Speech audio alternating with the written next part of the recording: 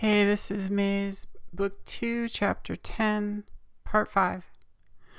The spell would be broken like spells are, and hollows who stopped approaching came back for whatever they thought we had that they needed, and came knocking again, tapping on our heavy door. The magic would come to an end. The clocks would run forward. The radios would lose our special signal, receding into an ocean of signals. The cottons would come over my head. The marks from the sun would disappear from the walls, and the furniture would dry up and seal in. Sex and sleep were impossible.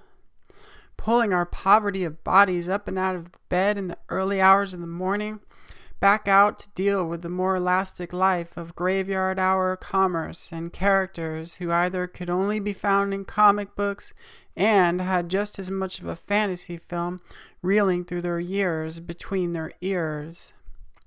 Why were they knocking on our door among doors? It made no sense, but we weren't going to let it ruin us or anything. I could always stand beside Maze and walk or roll with him to all the darkest corners, or out in the brilliant lit gas station convenience store parking lots. If we weren't clicking or he needed to go off on his own, I had my own shadows to chase. We could even get stupid and try to fit both of us on the skateboard and skate down a hill together. And you can imagine what happened next. How we veered toward oncoming traffic and had to bail or commit. And I was already committed, so it was his decision to bail us or commit us. And if he committed, we committed. And he would lean, so I would lean, forward or back, surfing us in or out of trouble, weaving the broken white line, threading the needle, to the sound of car horns and angry voices yelling out windows, and kids in the back seats just laughing at the whole thing.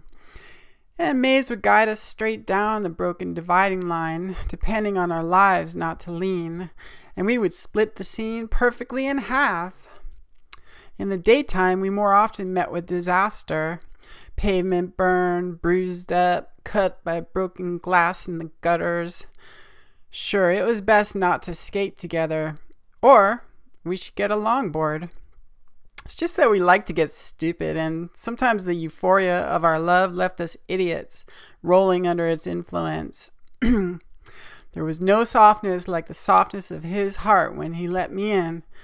And like any man, woman, or child half woken in the dusty stardust trailing a dream, you might find a sudden door open up for you, like if the tide has gone out, and then you have just so much time to run down there in the tide pools and get inside some magic heart of the ocean.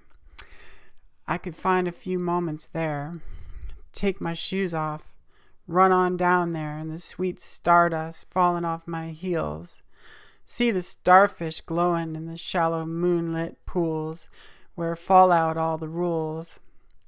Maze and me, and the stories of our lives out on the edge, the mag wheel cuts cross all those gutter butts, in the smoky haze of another well-placed gaze, over all the life of a system forever gapped and sapped, the tangy orange pulp so sweet we take off the street. And you cannot stop the heart no matter what. It comes back with a deeper cut, up on the rails again, and flying off the stairs and into your arms again. Into your arms again, where I belong again. Hold me for now. Hold on. Hold on for dear life before it's gone and left us with a juicy memory and nothing more.